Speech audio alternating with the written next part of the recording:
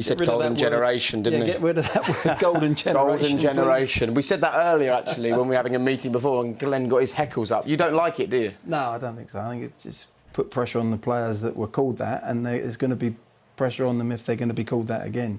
Let's wait and see. They've got some really good young talent, but it's still got to prove itself, you know, a lot of these players in the Premier League, let alone international football. So there's a long way to go still. Explain what you mean by that. No, in the sense that we still don't... Foden at City, Hudson-Odoi, fantastic, talented players. They are. And they should have a great career.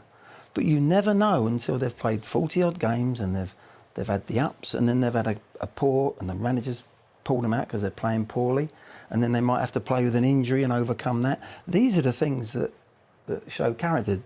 Declan Rice, the interview you had before the game, or yesterday... He got pulled, was it, at half-time at Liverpool, away from home? Yeah, first game. First game. Season, yeah. He could have gone into a shell and we would never have seen him. He's playing for England now. But his character, the manager saw his character and he went through that.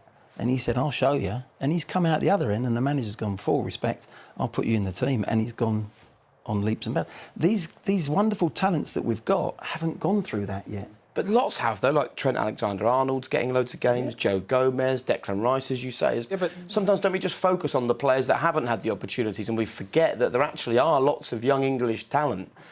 Absolutely. They're slightly a little bit older, Jake. These guys, we're getting carried away. They're great players, I think Foden's going to be the real deal. I really do. That kid could go into the England team now and do better, in my opinion, than some of the players that are in there. He is he can score goals, he can make goals. He's learning with good players, but he needs a season, whether it's at Man City or not, I don't care. For English football, he needs to play.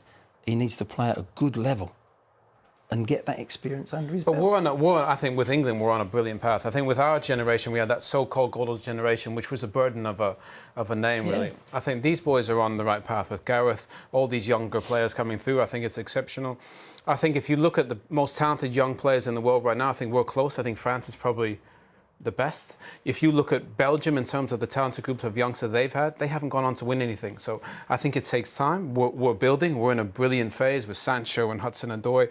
Reece Nelson's going to come into that. As Glenn said, Phil Foden is going to be special. To go with Dele Alli and Harry Kane and Raheem Sterling, we're brilliant. But actually, to get over the line, you see with Belgium, is hard, you know? And I think as long as the boys stick together with Gareth, they'll be competing with some of the best teams in the world for years to come, for a decade. I think it's a good time for international football in the sense that, yes, France, as World Cup winners, you know what? If you, in my opinion, it's only my opinion, I did the game, Croatia should have won that. Croatia were the better side over 90 minutes, but they've won the World Cup.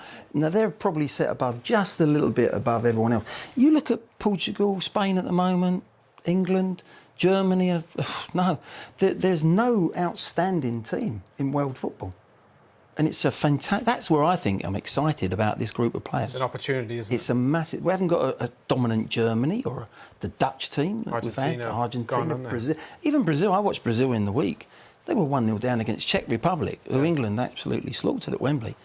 And they looked a good side against Brazil. Yeah. OK, it was a friendly, but you know what Brazil are like. They come alive when tournaments come round. But at this moment in time, we've got as good a chance as anyone else on that alone, let alone the young talent that we got.